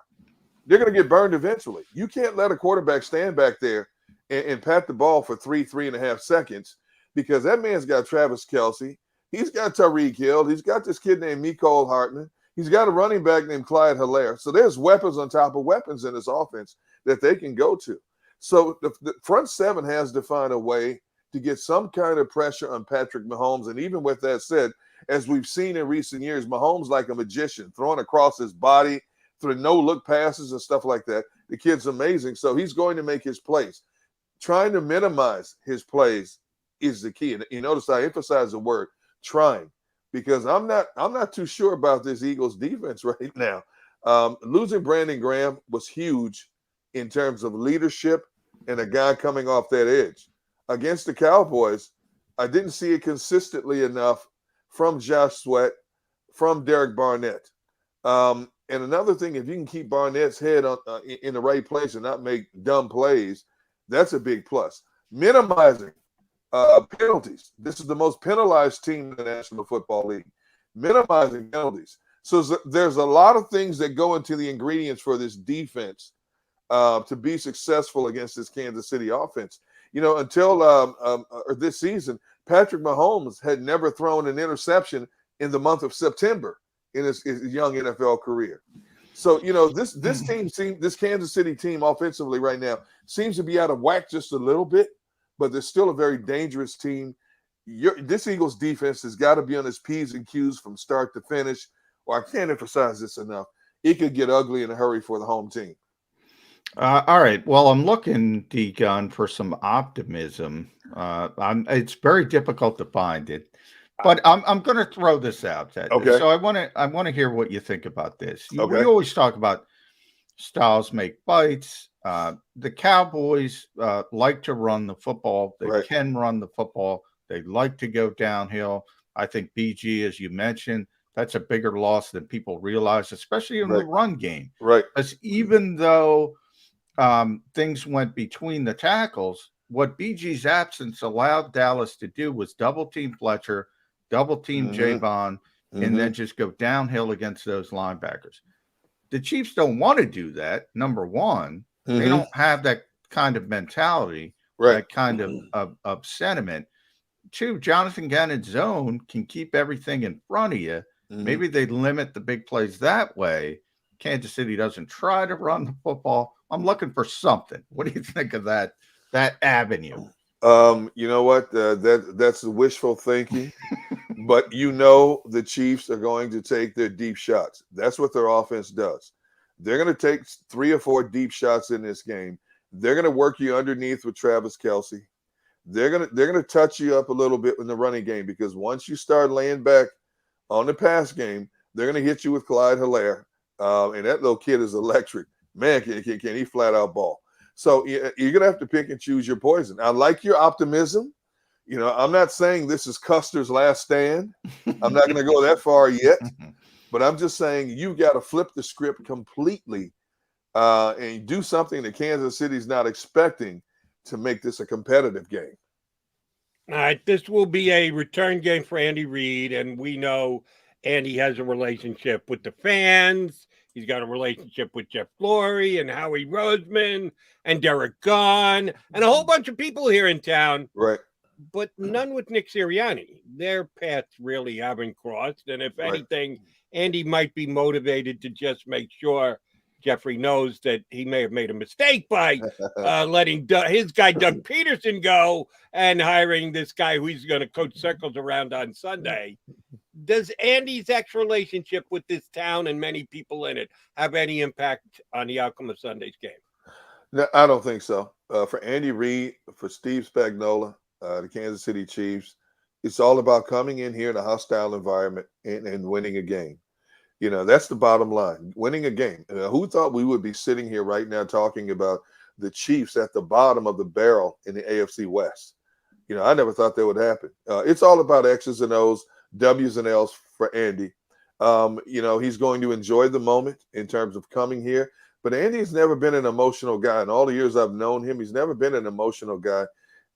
He always tries to leave the emotion element out of it in terms of distractions outside of the game itself.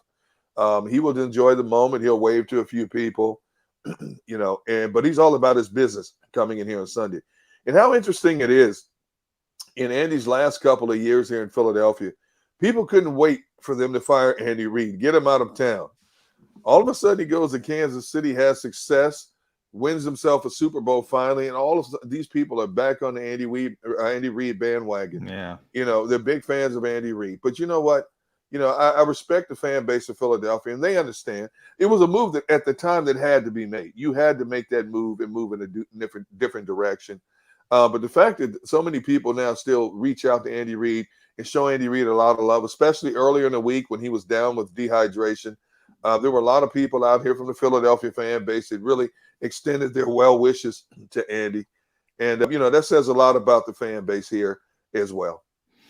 I agree with you, D. Gunn. I think the shelf life was over at the time here. But I do think about, 140 wins in Philadelphia. If he wins on Sunday, that'll be number 100 with Kansas City. He came to the Chiefs. They were 2-14. A lot of people forget the season before with Romeo Crennel. He immediately turned that team to an 11-win season. You go out to Pittsburgh. Bill Cowher had this little hiccup during his stint with the Pittsburgh. Remember, he never won a Super Bowl. Right. And people were calling, we're done with Bill Cowher. He's never going to win the big one. Right. The Steelers got over that hump. All of a sudden they win. He rides off into the sunset. Obviously, the Steelers are most known for continuity. Right. You ever think about if the Eagles just hunkered down, got over that hump, kept one of the greatest coaches of all time in place? I think it would have started up again. I think they would have been in a similar position as Kansas City. Am I wrong? No, I agree. One thing about Andy Reid, players love playing for an Andy Reid. And Andy Reid is going to give you his all-time best. You're right. If Andy Reid had stayed here, they would have gone through some more growing pains. But they would have changed things up eventually. They may have added different coaches around him. They would have added different scouting personnel around him and kept this thing going. Would Andy Reid have won his Super Bowl in here in Philadelphia? I don't know, but he would have had this team competitive. When I came here in 1997, this was a team that was in the final stages of Ray Rhodes. They had a 10-6 year one year. And then all of a sudden they bottomed out the next year and they made the switch to this guy that nobody had ever heard of named Andy Reid. And, Andy Reid went through his rough year, his first year. They drafted some quarterback named Donovan McNabb I've never heard of before, and so the rest is history. He made this team relevant for over a decade. He gave the city a lot of pride in his football team. They were a national watch 3, 4, 5 times a year, every year. In the Andy Reid regime. So, I think if they stuck it through, weathered the storm, this team would have risen back up to the upper echelon of the National Football League. But I think, when I talked to Andy about it, even Andy, when I went out to interview Andy a couple times in Kansas City, he knew it was time also. He knew it was time for him to change as well. So it was like a mutual agreement that, we need to go our separate ways. As much as they loved each other, it was time for them to separate. D. Gunn, I'm going to give you a bunch of stat lines here. Okay. 6 receptions and 8 targets, 71 yards. 2 receptions with 7 targets for 16 yards. And 3 receptions and 6 targets for 28 yards. 1 touchdown reception the first week of the season. That's Devontae Smith. To say not great would probably be an understatement. There are many reasons for it. What do the Eagles have to do to upgrade those numbers? Eagles, Jalen, Devontae himself, the head coach. A lot of people would contribute to getting these numbers up to what was expected. And I had very high expectations, maybe unfair high expectations. How do you get Devontae Smith going? Run the ball consistently. If you're picking up 4 or 5 yards of crack, that's going to help set up that play action. You're going to suck in the linebackers. Maybe a safety is going to have to come down in the box. It's going to force the Kansas City secondary to play more one-on-one coverage. And I think that's the best way with the creativity that Devontae Smith has in his route runner, being such an efficient route runner that he is. He's a technician when it comes to running routes. I think that's the best way to free him up in one-on-one coverage. And even if you don't hit him deep, give him more opportunities over the middle as well. Even on the out routes, the 8-10 yard out routes, the quick slant route, quick post routes, hitch post, hitch pass, anything you can get on the ball. Any way, shape, or form you can get this young man the ball. And don't forget about that guy named Quez Watkins. I don't think Quez Watkins gets enough touches as well. He is the fastest player on the team.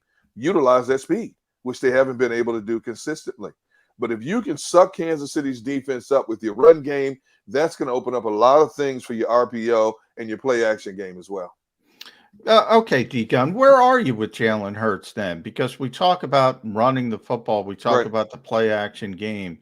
Is this a guy who can step back, throw the football consistently to an open Devontae Smith down the field, in the middle of the field? We talked about some of the accuracy issues in Dallas. Is that just a bad day? Is he capable of doing that? Or did the Eagles have to build this offense into a more, for a lack of a better term, college-y type RPO atmosphere? Did they have to do that for Jalen Hurts? I think he has a good arm. I'm not going to say he has a great arm, but there's ways a quarterback like Jalen can eat defenses up in the intermediate game. What he may be lacking in terms of long ball strength, you can eat them up. Look at how many quarterbacks dink and dunk their way down the field to success. And I think you can do the same thing. You have two very good tight ends in Zach Ertz and Dallas Goedert. You've got good running backs who can catch the ball out of the backfield in Miles Sanders. And Miles Sanders cannot, by the way, he cannot be in a game and only have 5 touches. You cannot have 5 touches for one of your most electric players. Get him the ball out in space. Line him up in the slot. Swing pass, screen, middle screen, left screen, right screen. Whatever you have to do to give him the ball. Jalen Hurts can be just as efficient in a passing game like that, and you can have a lot of success with the speed that he has. Jalen Reagor in the slot, Quez Watkins on this side, Devontae Smith on this side. Somebody's getting open, but make it a timing rhythm offense. You want to take a few deep shots. You know what? Start sucking the defense's back 7 in. Start sucking them in and let your guys wiggle free. That's when you get your shots. Jalen has shown that he can throw a decent deep ball. It may not, he may not have the strongest arm in the National Football League, but so what? He can be efficient. But you have to put this young man in situations that are playing to his strengths and not exposing whatever deficiencies he may have. All right, D-Gun, we put out there a couple potential scenarios for Sunday's action between the 49ers, the Chiefs and the Eagles. Mm-hmm. But one of them's going to actually happen. There's a couple of scenarios. The optimistic, Johnny's trying to look optimistic all day today. Well, wait to hear my score. I see he's having a tough time with it. I'm going to give my score with John coming back next segment. We need to put you on the hot seat for your prediction for this week's game. Are you buying into one of the less percentage scenarios where the Eagles actually really stick it to Andy Reid and have him walking out the door at 1-3 on Sunday? Will it be a competitive game that's close, that may not quite go the Eagles' way? Or are we looking at major questions after a blowout by the Chiefs on Sunday? How do you see it playing out? I think it's going to be a competitive game for a while. But I think in the final analysis, I have Kansas City 34, Eagles 24. I don't think it's going to be the rout the way it was down in Dallas. But I do think eventually Kansas City, with a better team, better offensive personnel, they pull away down the stretch and win this one by double digits. D-Gun, a pleasure. Looking forward to catching you on Sunday on the post-game live. J-Mac will be with you and your crew of Eagle degenerates, including that Lane Johnson guy. They are degenerates. Feel free to ask Lane about the offensive. He called Devin Caney a degenerate? Devin Caney? Come on. Oh, my goodness. More of a Farzetta thing. I know Farzetta a long time. So I was thinking of him more than anybody else. Yeah. There you go. Don't tell Lane Johnson I called him a degenerate, because he could hurt me bad. So Jody calls me worse than that, but not Devin. You know, You can call me a me and Mark Farzetta, okay, we're questionable. I admit it. I'll go that route. No, it's more Farzetta than that. That degenerate Mark Farzetta. There you go. I narrow focused it for you. You Tell cannot Farzetta hurt I my send feelings. regards. You can't hurt me, man.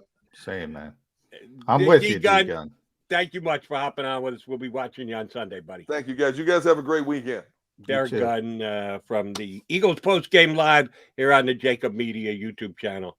I haven't taken a shot at Farzetta since he joined the troops, so I felt I needed to take it. No, that's fine. You just got to leave Devin out of it. Farzetta's fine. Take shots at him. Yeah, I didn't. You're right. I used buckshot when I should have used shells and fired directly at my buddy Mark Farzetta. All right, the two buds, McMullen and McDonald, will come back. We'll officially get on the record, make a pick for the Eagles versus the Chiefs on Sunday at Lincoln Financial Field.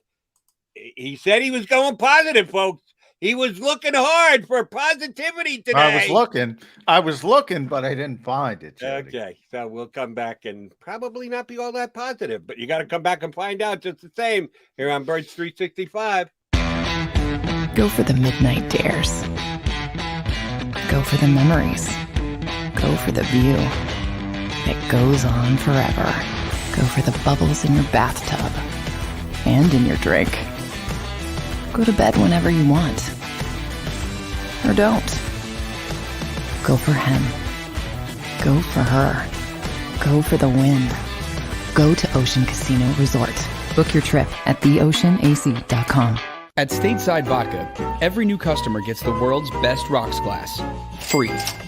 What's that? A rocks glass? You're telling me that bottle is cut in half? You could say that. Holy shit. The glass is for cocktails, right? It's for this, this, and that. Is the length of the glass equal to your... You betcha. But is it made out of... Glass? Yeah, okay, but is the rip... Smooth? Will you stop doing... That? I'm the professional here. And you're telling me I can get one of these glasses for free? That's right. One free rocks glass per customer with each first-time purchase of Stateside Vodka. All from the company that's highly awarded. 0 carbs, 0 sugar, and deliciously tasting vodka. So good, it just disappears.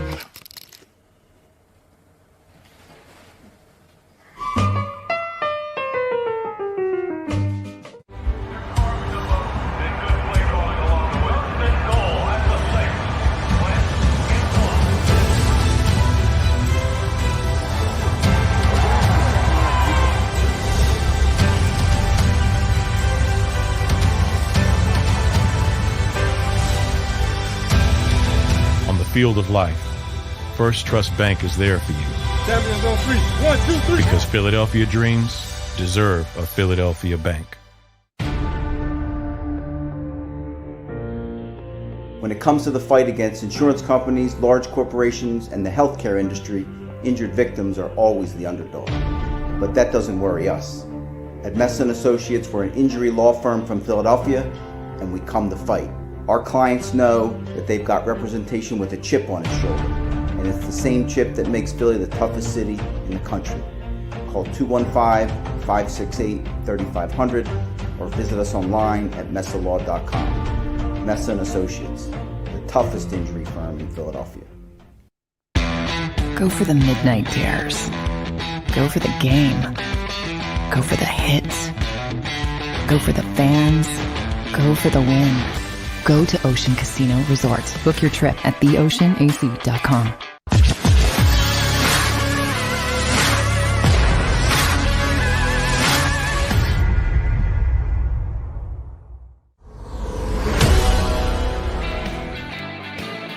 All right, we're going to put a bow on this show. Football Friday on Birds 365. Both Johnny Mac and I will get on the record with our predictions for the Chiefs and the Eagles on Sunday. But before we do that, what will John McMullen accomplish today? As soon as the show is over, he's going exit stage left, running down to Lincoln Financial Field.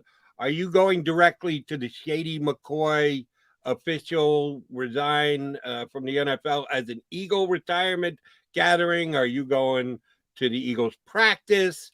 what is your business as soon as you get off the air here on the JAKIB Media YouTube channel? My business is to get ready as quickly as humanly possible to try to get down there for the Shady press conference. That'll be touch and go.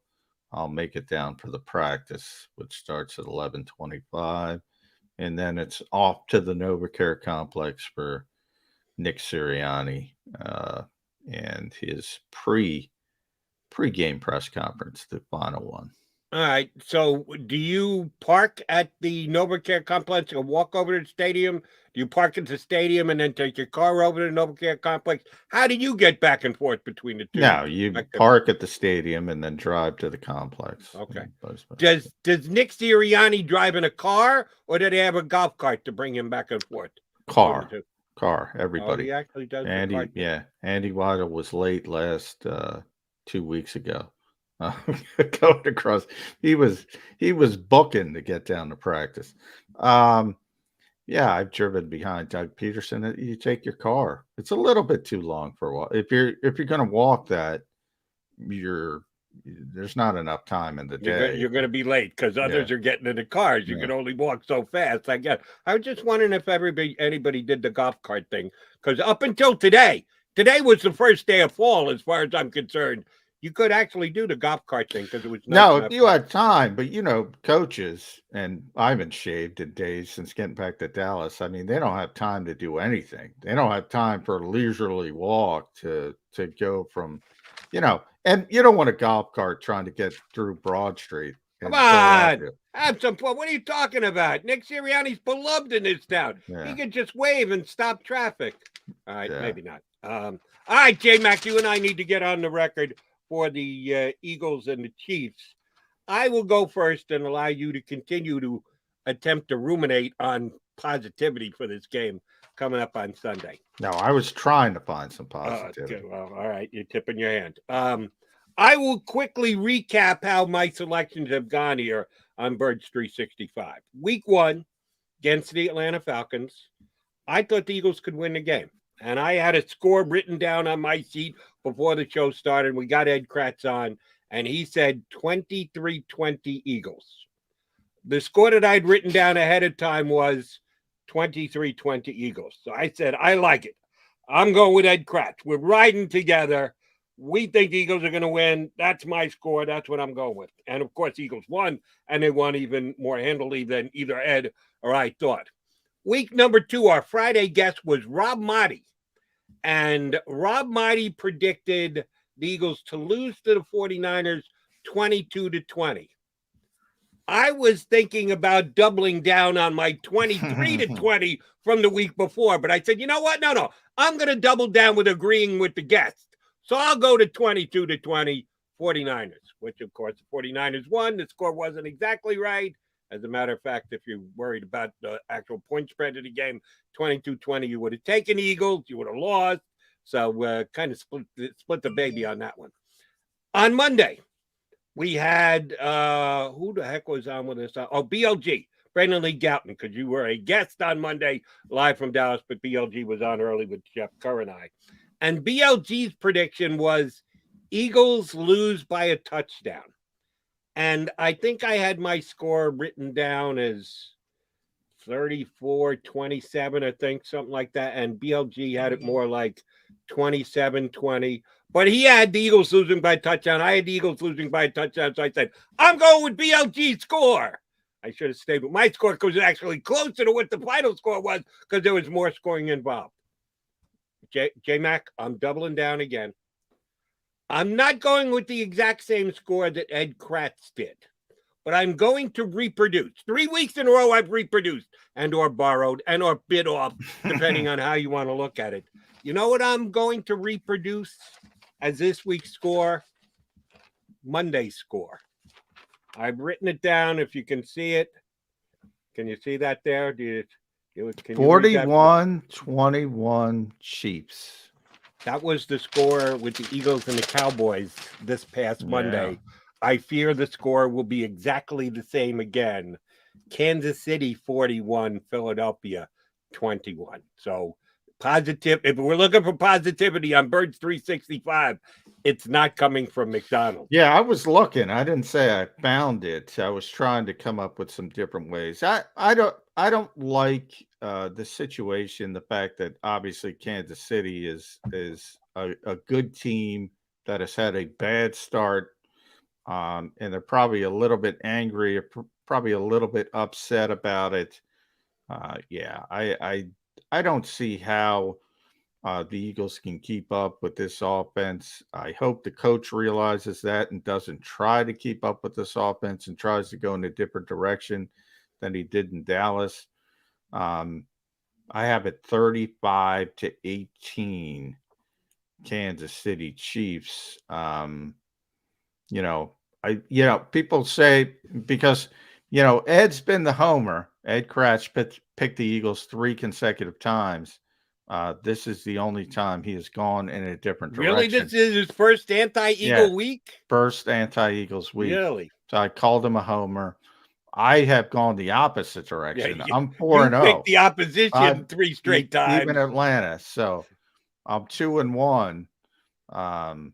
Shouldn't have picked Atlanta, to say the least. I overestimated that circumstance.